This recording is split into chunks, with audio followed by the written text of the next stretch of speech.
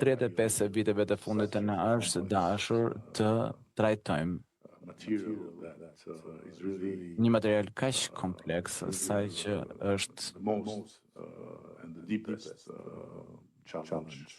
realisht një nga vështirësitë më të thella dhe më të ndërlikuara me të cilat jemi përballur. Sepse kalimi nga një vend me pronë tërësisht shtetërore, ku prona private nuk lejohej, dhe nuk lejohej as zotërimi i një automjeti privat, apo nuk mund ta ndërroje një automjet privat. Kaluam në një situatë ku shteti humbi tërësisht kontrollin mbi territorin. Dhe pati një boom jashtëzakonisht të madh demografik pas rënies së regjimit komunist. Dhe këto lëvizje ndikuan në formësimin e territorit dhe se si perceptohej prona.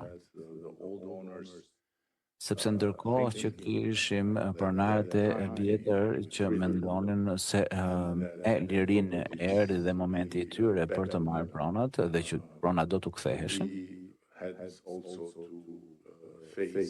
Nga ana tjetër, duhej të përballeshim gjithashtu me një sulm të plotë mbi tokën dhe një numër të jashtëzakonshëm zhvillimesh që praktikisht u bën shtresa e re e pronësisë, le të themi, që nuk vinte përmes titujve legjitim të shkuarës, por përmes zënies së tokës. Dhe përtej kësaj, megjithse për arsye misterioze, regjimi komunist nuk e dogji arkivin e pronave, por i mbajti dhe ruajti me shumë siguri. Por ajo që ndodhi me arkivin në vitin 90 ishte katastrofe vërtet.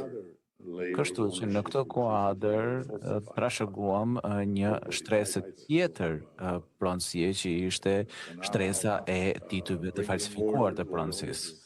Kështu që të zgjedhësh dhe të zbërthesh të gjithë këtë është sfidë dhe vështirësi e vërtet që ka të bëjë me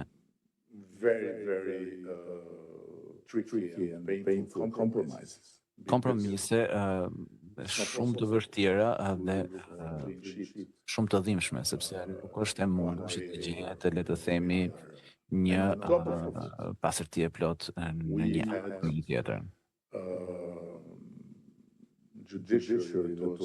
Dhe përveç kësaj, kishim edhe një gjyqësor që ishte jashtëzakonisht shumë i përfshirë në nga të rresa të mëtejshme që duke humbur kështu sipërfaqe të mëdha shtetërore që i përkesin shtetit dhe që i përkesin publikut